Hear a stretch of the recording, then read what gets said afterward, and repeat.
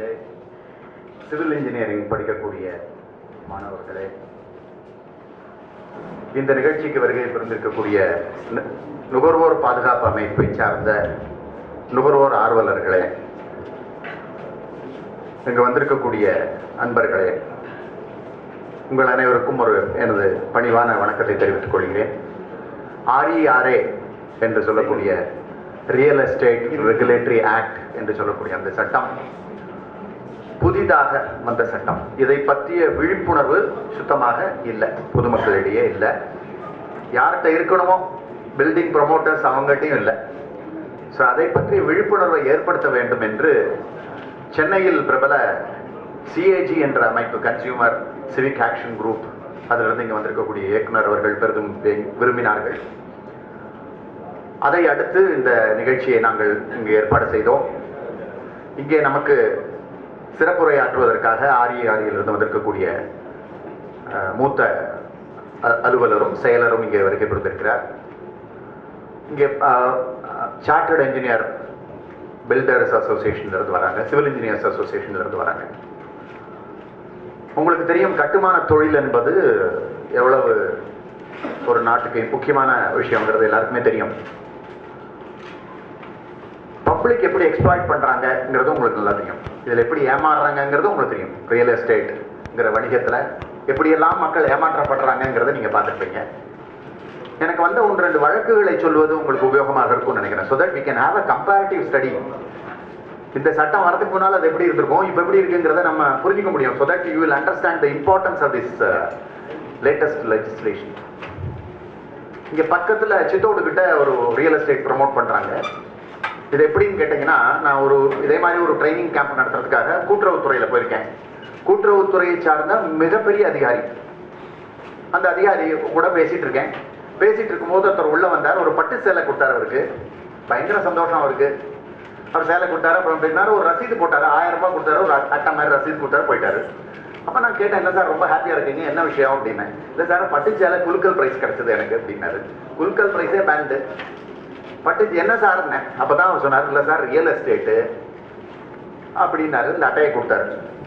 அந்த அட்டையை பார்த்தீங்கன்னா என்னன்னு கேட்டீங்கன்னா, ஒரு சும்மா சொல்றேன், சக்தி ரியல் எஸ்டேட் அப்படின்னு மேல பேரு.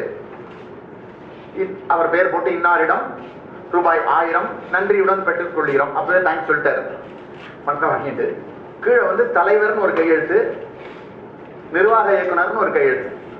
அது இப்படி ஒரு சுழிச்சிருக்க வழிய பேர் எதுவும் தெரியாது. பின்பக்கம் பார்த்தீங்கன்னா கட்டங்கட்டமாக ஒரு 214 வீடு கட்டமாக பிளாட் போட்டிருக்கு. ஸோ அந்த அலுவலகத்தை கேட்டேன், வீடு ஆமாம் சார் 90 இன்ஸ்டால்மெண்ட், 1000 rupees மணிக்கு 90 இன்ஸ்டால்மெண்ட் கட்டிங்கன்னா 90,000 rupees ஸ்பெண்ட் பண்ணீங்கன்னா யூ கெட் அ ஹவுஸ்.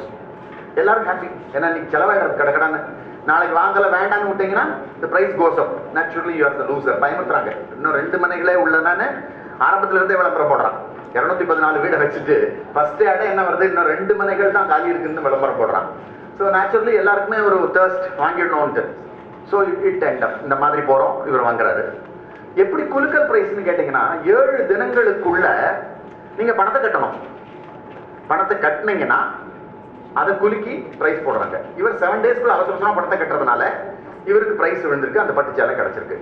அப்போ நான் அந்த அட்டையை பார்த்து கேட்டேன், இந்த 214 எது சார் உங்கள் வீடு அப்படின்னு கேட்டேன். சார் அதெல்லாம் இப்போ சொல்ல மாட்டாங்க சார், 30 இன்ஸ்டால்மெண்ட் கட்டினப்பறம் தான் சொல்லுவாங்க. எப்படி பாருங்க, 30 இன்ஸ்டால்மெண்ட் கட்டினப்பறம் தான் அவர் வீடு எதுன்னு தெரியும். அப்போ இப்போ உங்க வீடு தெரியும்னா அந்த பக்கம் பறக்கிற காக்காயை கேட்கணுமா சார்? ஏன் சார் இப்படி நக்கல் பண்றீங்கன்னாரு. ஸோ 2வது கேட்டேன், எனக்கு தெரியும் அந்த இடம் வந்து இந்த பக்கா agriculture rank. So asked him, இது வந்து director of town and country பதில் ஜிஓ போடணும் to convert this as a residential plot. அது பண்ணிட்டாங்களா தெரியுமா? தெரியல. சரி, director of town and country பிளானிங்ல பர்மிஷன் வாங்கிட்டாங்களா? தெரியல. நார்மலா director of town and country planning permission வாங்கி காமன் ஏரியா, ரோடு, இதெல்லாம் பார்க்கு, இதெல்லாம் டெவலப்மெண்ட் ஏரியாலாம் கொடுத்து அதை ஹேண்ட் ஓவர் பண்ணி அதுக்கு வரிய டெவலப்மெண்ட் ஃபீஸ் கட்டினா தான் நாளைக்கு எங்கள் ரோடு போட முடியும், எலக்ட்ரிக் போல் போட முடியும், குடிக்க தண்ணிக்கு பைப் போட முடியும். எதுவுமே பண்ணலை. இவருக்கு எதுவுமே தெரியாது. சரி சார், டைட்டில் டீடு பார்த்தீங்களா, அது யாரோடது சார்? 60 மாதம் பணம் கட்டினா தான் டைட்டில் டீடு காப்பி தருவாங்க. என்ன ஒரு ஃபைட் பாருங்களேன்.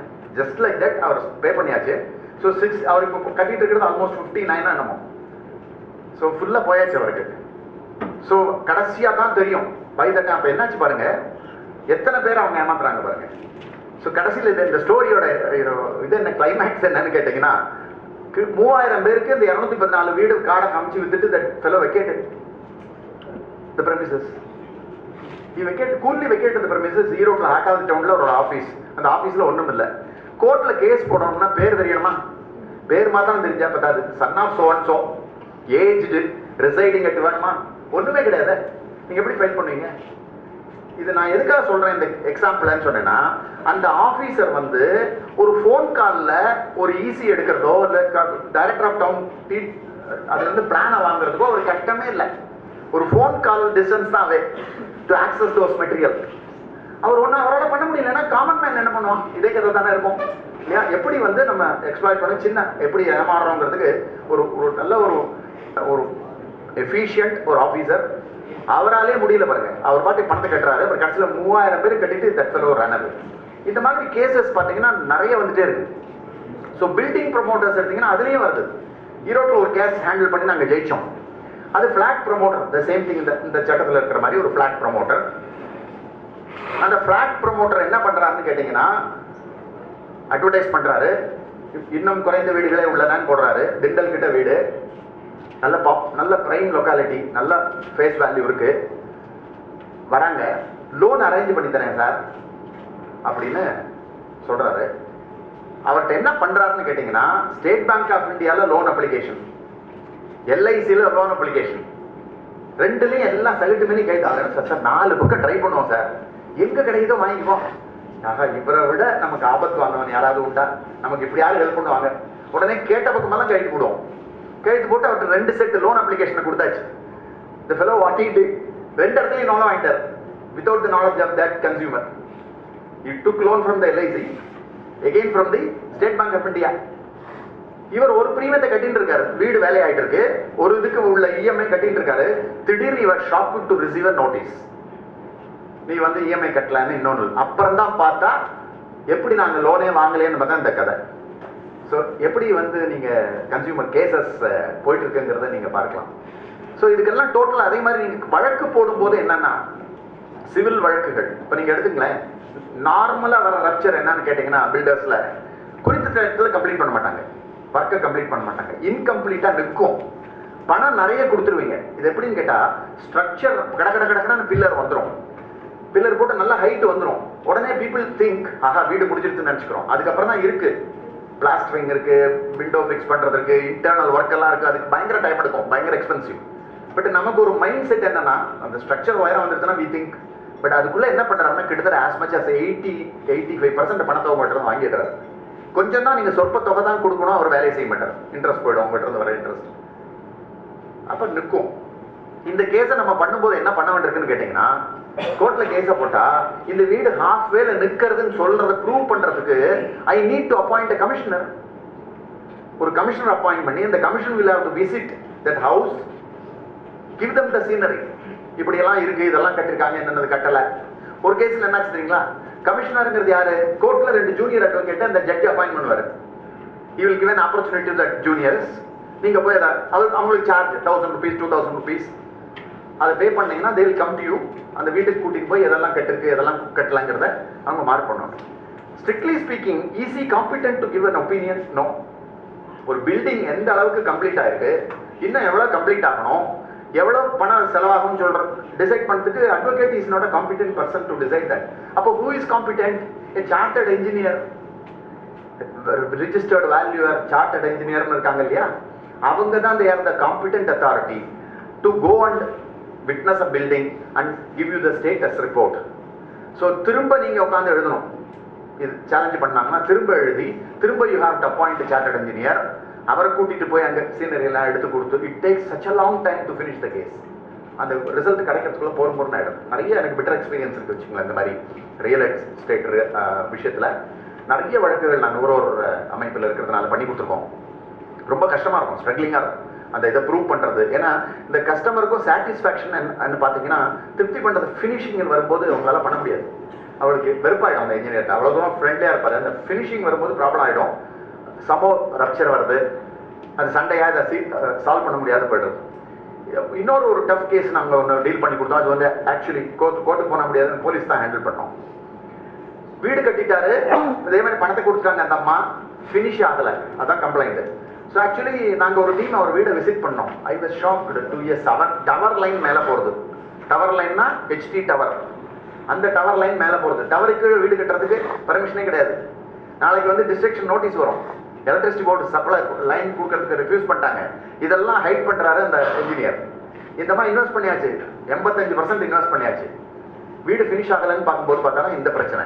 ஸோ எங்கிட்ட சொன்னாங்க, நீங்கள் வேண்டாம், இந்த வீடே வேண்டாம், காசை வாங்கிட்டுறது பெட்டர். ஏன்னா டோட்டலாக இல்லீகல். பார்த்தானா அவர் பிளான் இல்லை. இதில் இன்னொன்று என்ன பண்ணுறாங்கன்னு கேட்டிங்கன்னா, யாருக்கோ ஒருத்தருக்கு அப்ரூவ் பண்ண பிளான் இருக்கும்ல, ஒருத்தருக்கு அப்ரூவ் பண்ணி பிளான் இருக்கும் இல்லையா, கடைசியில் கீழே வந்து நம்பர் கையெழுத்து போட்டிருக்கோம் இல்லையா, இவங்க என்ன பண்ணுறாங்க, இவங்க படத்தை அது மேலே வச்சு சூப்பர் இம்போஸ் பண்ணி ஜெராக்ஸ் எடுத்து கையில் கொடுத்துட்றாங்க. யூ வில் நாட் நோ இது உங்கள் வீடு தான் நீங்கள் நினச்சிட்டு இருப்பீங்க. That is not your approval. It is யாருக்கோ ஏதோ அப்ரூவல். உங்களுக்கு வெரிஃபை பண்ணுறதுக்கெல்லாம் நமக்கு நாலேஜும் கிடையாது, ஆக்சஸும் கிடையாது. ஸோ அந்த வீட்டில் பாருங்கள். ஸோ தென் இதே கேஸை நான் போலீஸ்கிட்ட கொண்டு போய் தான் அதை சால்வ் பண்ணி அந்த வேல்யூ இன்ஜினியர்கிட்ட வந்து அந்த டோட்டல் வேல்யூ அந்த பில்டிங்கை வந்து அந்த அம்மாவுக்கு வாங்கி கொடுத்தோம். இது கோர்ட்டுக்கு போனால் இழுக்குன்னு சொல்லிட்டு அதை பண்ணி கொடுத்தோம். இப்படி வந்து நிறைய கேசஸ் இருக்குது. ஸோ இது வந்து இந்த கன்சியூமர் படக்கூடிய ப்ராப்ளம். ஸோ இதே சீனரி நெக்ஸ்ட் ஸ்லைட் போங்க. இந்த RERA வந்தப்புறம் என்ன ஆகிடுது பாருங்க. ஆக்சுவலாக நான் ஃபர்ஸ்ட் பேசுறது என்னன்னு கேட்டால், கன்சியூமரோட பர்ஸ்பெக்டிவ்ல RERA எப்படி ஹெல்ப் பண்ணுறது. பிகாஸ் அந்த கான்ட்ராஸ்ட் எனக்கு தெரியும், நான் பண்ணியிருக்கிறதுனால I have realized the problem faced by the consumers. So இந்த ஒரு பெரிய கான்ட்ராஸ்ட் டிஃபரன்ஸ் இருக்கு RERA ஒரு இன்டராக்ஷன். அதை தான் I just wanted to highlight to the consumers. இதுல பாருங்க, every real estate agent is required to register their name. Simple. அது இல்லாம நீங்க பண்ணக்கூடாது பனிஷ்மெண்ட். ஸோ இது எவ்வளவு பெரிய பிடி பாருங்க நமக்கு. ஸோ ரியல் எஸ்டேட் ஏஜென்ட் நீங்க ஒருத்தர் போறீங்கன்னா அவர் ரிஜிஸ்டர்டான்னு நீங்க பார்க்கலாம். ரிஜிஸ்டர்ட் இல்லைன்னா வாங்காதீங்க. அதுல ரிஜிஸ்டர்ட்னா பாருங்க, அந்த பிரச்சனையெல்லாம் வந்து பாருங்க, அவரோட name, address, PAN card, photo, address proof. Next slide sir. Details of the promoter, ப்ரமோட்டரோட PAN number, audited balance sheet, அவரோட ஸ்திதியெல்லாம் தெரிஞ்சுக்கலாம். பைசா இருக்கா இல்ல உங்க காசுலாம் விளையாட போறாருங்கிறதெல்லாம் தெரிஞ்சுக்கலாம். Then copy of the title deed. Title deed கொடுக்கறதே கிடையாது. நான் இங்கே பக்கத்தில் ஒரு இடத்துல சொன்னேன் இல்லையா, அவங்க என்ன பண்றாங்கன்னா ஒருத்தர் அட்வான்ஸ் கொடுத்து ஒரு அக்ரிமெண்ட் போட்டிருக்காங்க. அதுக்குள்ள they start selling the flats. அதுக்குள்ள எவ்வளவு லிட்டிகேஷன் இருக்கு தெரியுமா? அந்த சேல் டீடே முடியாது. அந்த சேலே சேலஞ்ச் பண்ணும்போது எப்படி நீங்க உங்களுக்கு பிளாட் டெலிவரி பண்ண முடியும்? ஸோ இந்த ப்ராப்ளம்லாம் வருது. The copy of the title deed, encumbrance certificate, consent letter from the owner has to be given. So உங்க RERA ஒரு ரியல் எஸ்டேட் ப்ரமோட்டர் பண்ண போறாருன்னா இந்த மெட்டீரியல் எல்லாம் அவங்க வெப்சைட்ல கொடுத்து அவங்க அப்ளிகேஷன்லேயே கொடுத்து பண்ணி ஆகணுங்கிறது சட்டம் வந்துருது. ஸோ எவ்வளோ பெரிய பிடி பாருங்க கன்சியூமருக்கு. ஸோ உங்களுக்கு ஈஸியாக ஆக்சஸ் பண்ண முடியும் இந்த டீடைல்ஸ். அவர் முன்னால் ஹைட் அண்ட் சீக் பண்ண முடியாது. ஏன்னா ஒரு அத்தாரிட்டி முன்னால இந்த மெட்டீரியல்ஸ் எல்லாம் சப்மிட்டட். அந்த இதை என்ன பண்ணிருக்காங்கன்னா they have made it so transparent, you can downloadable copy இருக்குங்க. அவங்க வெப்சைட் போனீங்கன்னா இந்த நீங்க அவரோட ரெஜிஸ்ட்ரேஷன் நம்பர் இருக்கு, யூ கேன் சூஸ் தட் என்ன விவரம், அவரோட பேரை செலக்ட் பண்ணி அவர் போட்டிருக்கிற டைட்டில் டீடோ காப்பியை நீங்க டவுன்லோட் பண்ணிக்க முடியும். ஏன்னா நீங்கெல்லாம் எவ்வளவு பயங்கரமா ஃப்ராட் பண்றாங்கன்னு கேட்டீங்கன்னா, even I can tell you one case. Tiruppur கிட்ட ஒருத்தர் you wanted to dispose of his land. So பெரிய ரிச் பர்சன். ஸோ அவர் என்ன பண்றாரு, தெரிஞ்சவங்ககிட்ட எல்லாம் சொல்றாரு, எல்லாத்தையும் xerox copy of his deed கொடுக்குறாரு. வித்து கொடுங்க டீட் எல்லாம் அப்படி கொடுக்குறாரு. இப்படி போறது. ஒருத்தர் வர்றாரு, நான் வாங்கிக்கிறேன்னு வர்றாரு. பிரைஸ் ஃபிக்ஸ் பண்றாங்க, ஓகே பிடிச்சிருது. ஸோ அவர் ஒரு அட்வான்ஸ் கொடுக்குறாரு. ஈஸி போட்டு பார்க்குறாரு, ஃபண்டாஸ்டிக், ஒரு ப்ராப்ளம் இல்லை. ஸோ அட்வான்ஸ் கொடுத்துறாரு. 3 months டைம். 3 months கழிச்சு கேஷ் கொடுத்து ரிஜிஸ்ட்ரேஷனுக்கு வர்றாரு. அந்த ரிஜிஸ்ட்ரேஷன் வரும்போது அந்த கேப்ல இன்னொரு ஈஸி பார்ப்போம் இல்லையா, என்கம்பரன்ஸ் பார்ப்போம் இல்லையா, செகண்ட் ஈஸி போடுறாரு. போட்டோன்னா இவர் ஷாக்டு. இந்த 3 மாசத்துக்குள்ள இந்த ப்ராப்பர்ட்டியை மெட்ராஸ்ல ஆக்சிஸ் பேங்க்ல 4 கோடி ரூபாய்க்கு பிளட்ஜ் பண்ணிருக்காங்க. பயங்கர கடுப்பாயிட்டாரு. என்ன இந்த ஃப்ராடுன்னு அவர் கார்ல வந்தாரு. ஸ்டார்டட் வரும்போதே சரஸ்வதி கடாட்சம், ஏகப்பட்ட கெட்ட வார்த்தை கத்திண்டு உள்ள இறக்குறாரு அவரை. அப்புறம் பக்கத்துல இருக்கான், ஐயோ அப்படி சொல்லாதீங்க, ரொம்ப பெரிய மனுஷன், அப்படிலாம் பண்ண மாட்டாரு. அப்புறம் என்ன அர்த்தம், 4 கோடி ரூபாய் கடன் வாங்கிட்டு எனக்கு விற்கிறது கழிச்சு போட்டிருக்காரு. போட்ட தேதிக்கு அப்புறம் கடன் வாங்கியிருக்காரு 4 லட்சத்துக்கு பிளட்ஜ் பண்ணி. அவரை பார்த்தா அசல் பத்திரம் அவர்கிட்ட இருக்கு. ரிஜிஸ்டர்ட் அக்ரிமெண்ட் போகல மெட்ராஸ். அதெல்லாம் ஒன்றும் கிராஸ் வெரிஃபிகேஷன் ஒன்றுமே விலைக்காது. ரிஜிஸ்டர் ஆஃபீஸை பண்ணி நீங்க நம்புறதுக்கு நம்பி விலைக்கு வாங்குறதுனா ரிஜிஸ்டர் ஆஃபீஸில் ஒன்றுமே பிரச்சனை இல்லை சார். நான் ஒரு தடவை கேட்டோம், சார் இந்த மாதிரி எதை வேணா கோபியில போலீஸ் ஸ்டேஷன் வந்துட்டாங்க சார். உங்களுக்கு கொஸ்டின் அவர்ல வச்சுக்கலாம். நான் முடிஞ்ச அளவு சொல்லிட்டு வந்துடுறேன். ரிஜிஸ்டர்ட் ஆபீசர் நம்பி நீங்க ப்ராப்பர்ட்டி வாங்கினீங்கன்னா ரொம்ப உங்களுக்கு ஜாதக பலன் இருக்கணும். இல்லைன்னா அது வந்து கஷ்டம் தான் வச்சுக்கலாம். ஈஸியில நீங்க சொன்னாதான் போடுறான் சார், இல்லைன்னா போடுறது இல்லை. ஈஸியுமே ப்ராப்ளம் இருக்கு. ஈஸி பேர்ல எத்தனை கேஸ் வந்திருக்கு ஈஸியில குறிக்கலான்ட்டு. ஸோ இவங்களை நம்பி நம்ம ப்ராப்பர்ட்டி வாங்க முடியல. அதான் நான் கேட்டேன் அவர்கிட்ட. ஒரு ஐடிஎஃப் ரிஜிஸ்ட்ரேஷன்ல வி ஹேட் அ மீட்டிங். ஏன் சார் நான் ரயில்வே ஸ்டேஷன் வேலைக்கு வாங்கிக்கிட்டுமான்னு. தாராளமா வாங்கிக்கிங்க, கிழமையில் ஜாதி அடி அதெல்லாம் போடுங்க, ஸ்டாம்ப் டியூட்டியே கட்டுங்க, தாராளமா வாங்கிக்கிங்கிறாரு. இப்போ பாருங்க எப்படி பாருங்க. So one can buy any property, even it is government property கூட நீங்க வாங்க முடியும். ஸோ இவரை நம்பி ப்ராப்பர்ட்டி வாங்குறது லாய்க்கப்படாது. ஸோ இந்த கேஸ்ல என்ன ஆயிருக்குன்னு கேட்டீங்கன்னா 1962 பத்திரத்தை தூக்கி வெளியில ஜெராக்ஸை கொடுத்துட்டாரு. ஒரு அன்ஸ்க்ரூப்புலஸ் ஆசாமி கையில அந்த பத்திரம் மாட்டுது. இவர் என்ன பண்றாரு, 62 பத்திரம் பழசு வாங்குறாரு. பழச வாங்கி அதுல இருக்கிறது அப்படியே அதுல டிக்டோ காப்பி அடிக்கிறாரு. செகண்ட் பேஜ் திருப்பினீங்கன்னா அசிங்கமா கச்சக்கச்சக்கன்னு பண்ணி வச்சிருப்பாங்க இல்லையா, அதெல்லாம் பண்ணிடுறாரு. ரிஜிஸ்டார் சார் பதிவாளர் பச்சைங்களுக்கு கொஞ்சம் கைது போடுறாரு. எல்லாம் பண்ணி லெஃப்ட் சைட் சிக்னேச்சர் எல்லாம் போட்டு பக்காவா டீடு தயார் பண்ணிட்டாரு. டீடு பண்ணிட்டு மெட்ராஸ் போறாரு. பேங்க்குக்கு போறாரு. சார் அந்த மாதிரி ஒரு ப்ராஜெக்ட் திருப்பூர்ல பெரிய ப்ராஜெக்ட், எனக்கு ஹெல்ப் பண்ணுங்க. ஒரு 5 கோடி ரூபாய் ப்ராஜெக்ட் என்கிட்ட இருக்கு, பாக்கிக்கு எனக்கு ஒர்க்கிங் கேபிட்டலுக்கு வேணும், பண்ணுங்க. கையில கேஷ் வைக்கிறாரு. முடிஞ்சது. வக்கீல்கிட்ட போனோம், லீகல் ஒப்பீனியன் நான் பாத்துக்கிறேன் சார். வக்கீல்கிட்ட போறாரு, ஒரு பண்டில் வைக்கிறாரு. அதுல ஒன்றும் பிரச்சனையே இல்லையே, டீடு தான் பக்காவா இருக்கு, எந்த வில்லங்கமும் கிடையாது. Immediate sanction. He took the money and went off. This fellow is sitting there at Tiruppur. அந்த பையத்தை என்ன பதில் சொல்ல முடியும்? இந்த வில்லங்கிட்ட எப்படி நீங்க போக போறீங்க? அவரை கண்டுபிடிக்கவே முடியாது. சோ இதுல நமக்கு என்ன பாடம் தெரியுமா? A lesson you should learn என்ன தெரியுமா? யார்கிட்டயுமே ஜெராக்ஸ் காப்பி ஆஃப் த டீடை கொடுக்க கூடாது. கொடுத்தா ரிஸ்க் தான். அப்ப என்னத்தை கொடுக்கலாம்? சர்டிஃபைடு காப்பியை கொடுங்க, அதுல கையெழுத்து இருக்காது, நம்பரை மறைச்சு கொடுங்க. See எவ்வளவு ரிஸ்க். அப்போ நமக்கு வந்து கன்சியூமர்ஸ்க்கு வந்து இந்த மாதிரி கட்டடத்துல விஷயத்துல மாத்தினாங்கன்னா டு சீக் ரெட்ரஸல் வந்து ரொம்ப கஷ்டம். அவருக்கு வயசாகி செத்து விடுவார் அவர் கேஸ் ரிசல்ட் வரதுக்குள்ள. ஸோ இப்போ பாருங்க, great that central ministry and Tamil Nadu 2 rules எல்லாம் டெவலப் பண்ணி ஒரு பக்கா சிஸ்டம் ப்ரொசீஜரை கொண்டு வந்துட்டாங்க. இன்னும் அதை இம்ப்ளிமெண்ட் பண்றதுக்குள்ள வழிகளை ஹெல்ப் பண்றதுக்கு தான் நம்ம எல்லாம் இறங்க போறோம். ஸ்டூடெண்ட் கம்யூனிட்டி நீங்க இறங்க போறீங்க, நாங்க இறங்க போறோம். See that இந்த மெசேஜ் ரீச்சஸ் த பப்ளிக். இப்படி ஒன்று இருக்குன்னு நம்ம கிளப்பி விட்டோம்னா பயங்கர அவேர்னஸ் இருக்கும் இல்லையா? ஸோ வாங்குறதுக்கு முன்னால யோசிப்பார் இல்லையா, அட்லீஸ்ட் கேட்பார்ல, அதை தெரிஞ்சு எல்லாத்தையும் வெப்சைட்ல போட்டாங்க. ஸோ இதை எல்லா பர்டிகுலர்ஸும் பாருங்க, இட்ஸ் ஆல் கிவன் இந்த வெப்சைட். ஸோ இப்போ நம்மளோட பர்பஸே என்ன? எஸ்பெஷலி சிவில் இன்ஜினியரிங் ஃபீல்டில் இருக்கிறவங்களுக்கு இந்த இதை பற்றி சென்சிடைஸ் பண்ணுவோங்கிறதுக்காக தான் இந்த ப்ரோக்ராம். ஸோ இது யூஸ்ஃபுல்லாக இருக்குங்கிறதுக்காக தான், அதுக்காக தான் இந்த நிகழ்ச்சியை வந்து ஏற்பாடு பண்ணியிருக்கோம்.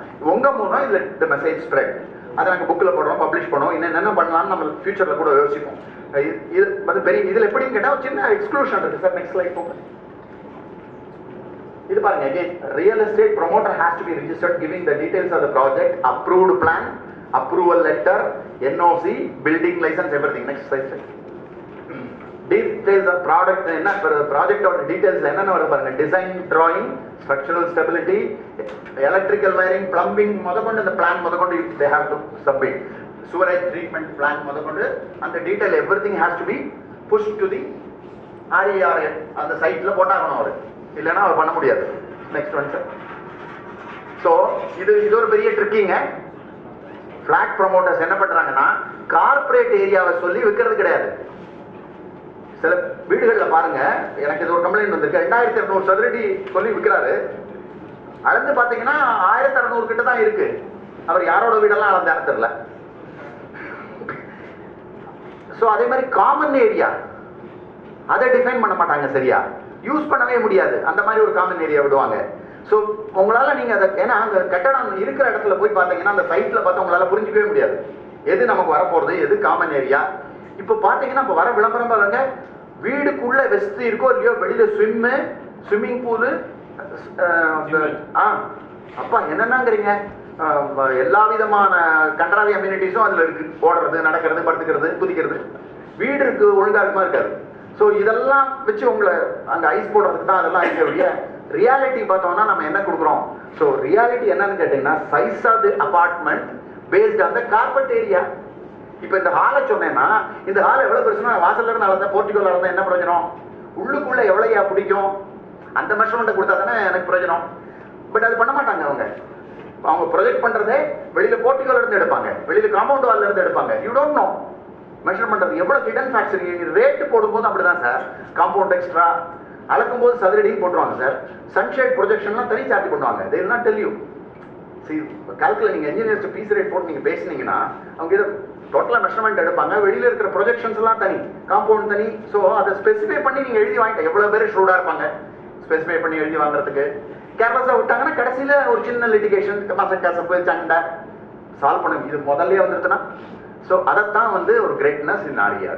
இப்போ பாருங்க கார்பரேட் ஏரியா வச்சு தான் நீங்க பண்ணணும். இதோட நெக்ஸ்ட் ஒன்று பாருங்க, எந்த ஒரு ப்ரமோட்டரும் ரிஜிஸ்ட்ரேஷன் பண்ணாம எந்த ஒரு மேகசின்லயோ இதுலயோ பேம்ப்ளெட்டோ அட்வர்டைஸ்மெண்ட்டோ போடக்கூடாது. இதை விட எக்ஸலண்ட் என்ன ஒன்று சொல்லுங்க இல்லையா? அதாவது இந்த ஆக்டை டிராஃப்ட் பண்ணவங்கள நான் தேங்க் பண்ணோம். எப்படின்னா இந்த சிரமத்தெல்லாம் ஃபீட்பேக் அவங்களுக்கு கிடைச்சது, ஜனங்க என்ன மாதிரி இம்சப்படுறாங்கன்னு. ஸோ அதுக்கு சொல்யூஷன் கிடைக்கணும்னு அழகா பாருங்க. ஸோ நீ விளம்பரம் போடுறதுக்கு முன்னாடி ரிஜிஸ்டர் பண்ணியா? ரிஜிஸ்டர் பண்ணும்போது அவங்க என்னென்ன கேள்வியெல்லாம் கேட்கறாங்க தெரியுமா? அதெல்லாம் கொடுக்கணும். நீங்க அதெல்லாம் கொடுத்தா தான் அவங்க பார்த்துட்டு ஸ்க்ரூட்டனை பண்ணி அது கூட ஃபீஸை வாங்கிட்டு அவங்க ரிஜிஸ்டர் பண்றாங்க. ரிஜிஸ்டர் பண்ண அப்புறம் தான் நீங்க ஆடு கொடுக்க முடியும். யூ கேன் இன்வைட் ஒரு சேலுக்கு ப்ரொபோசல் கொடுக்குறதோ ஆடு கொடுக்குறதோ அப்புறம் தான் பண்ண முடியுங்கிறது பேசிக் தான் கொண்டு வந்துட்டாங்க, ரூலா கொண்டு வந்துட்டாங்க.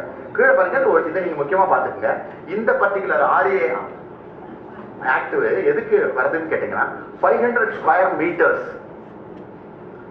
எக்ஸ்டென்ட்டுக்கு உள்ள இருந்தா தேவையில்லை, அதுக்கு மேல இருந்தா நிச்சயமா ரெஜிஸ்டர் பண்ணணும். அதே மாதிரி ஒரு அபார்ட்மெண்ட் ஒரு 8 வீடு இருக்கணும். நீங்க எப்படி பிளாக்கா இருந்தாலும் சரி 8 வீடுக்கு ஒரு ப்ராஜெக்ட் கொடுத்தாருன்னா நிச்சயமா அவர் வந்து ரெஜிஸ்டர் பண்ணிருக்கணும். சும்மா ஒத்த வீடு ஒன்று சின்னதா கட்டுறவரு அதுக்கெல்லாம் வரல. ஆக்சுவலா இருந்தாருன்னா நல்லா இருக்கும்னு நினைக்கிறேன். அந்த மாதிரி இண்டிவிஜுவல் குட்டி குட்டி வீடு நிறைய பேர் மாட்டிக்கிறவங்க நிறைய பேர் இருக்காங்க.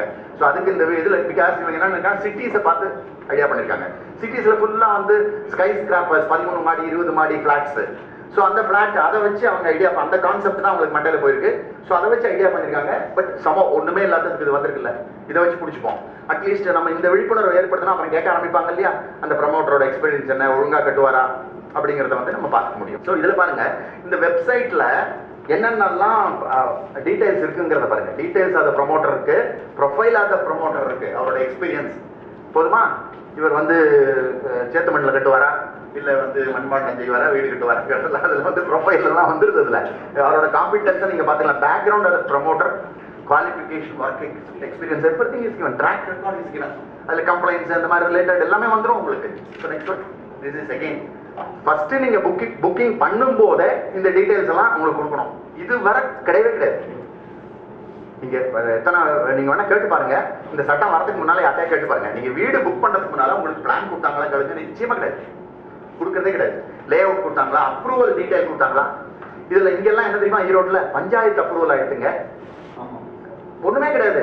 டைரக்டர் ஆஃப் டவுன் அண்ட் கண்ட்ரிபிள் அப்படியே அப்ரூவலே வாங்குறது கிடையாது. ஒரு பெரிய ஒரு ஸ்ட்ரெச் ஆஃப் ஒரு 4-5 வீதி எல்லாம் போட்டு பக்கா ஈரோட்ல எடுத்தீங்கன்னா கிட்டத்தட்ட 80% வீடு வந்து இந்த மாதிரி தான் அப்ரூவல் கிடையாது. எந்த விதமான பிளானும் காட்ட மாட்டாரு. அப்படி கொடுமையா இருக்கும். கிச்சனுக்கெல்லாம் ஸ்லாப் தரையில போட்டு தூக்கி வைக்கிறாங்க. இவர் பொறியாளரா கடலை பொறியாளரா தெரியல, இப்படி இருக்கு வீடு என்ன போறது தெரியல. சோ இத மாதிரி எல்லாம் பண்ற இதை பார்த்திருக்கோம். இப்போ இதை விட இன்னொரு பியூட்டி இது பாருங்க, இந்த 2வது பாயிண்ட் தான் stage wise time schedule.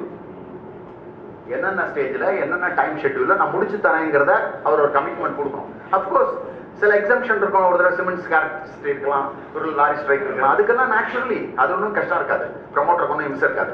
But ஆனால் அவர் வந்து இதை வந்து சொல்லணும்னு வந்துருக்கு. என்ன ஸ்டேஜ்ல என்னென்ன இது சில் லெவல் எவ்வளோ வரும், லிண்டல் எவ்வளோ வரும், ரூஃப் காங்கிரீட் எப்போ வரும் அப்படிங்கிறதெல்லாம் அவர் சொல்லி அவர் நெக்ஸ்ட் போங்க. இது பாருங்க, இதோட கிரேட்.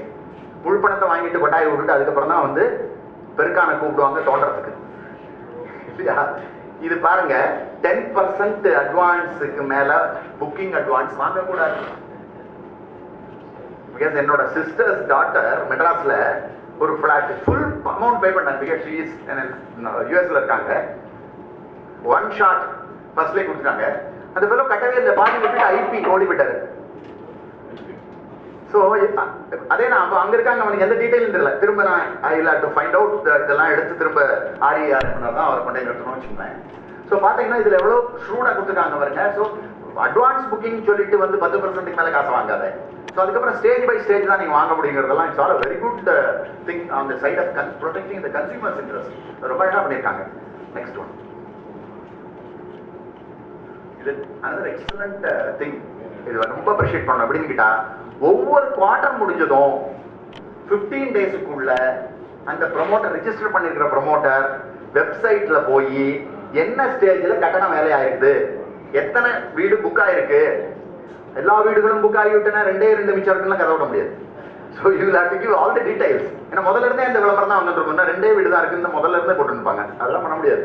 இப்போ என்னன்னா எத்தனை வீடு புக் பண்ணீங்க, எத்தனை பார்க்கிங் லாட் புக் பண்ணீங்க, ஸ்டேட்டஸ் ஆஃப் கன்ஸ்ட்ரக்ஷன் என்ன போயிட்டு இருக்கு with photographs. You cannot just like that scribble something and post it on the website. They will have to attach photograph also.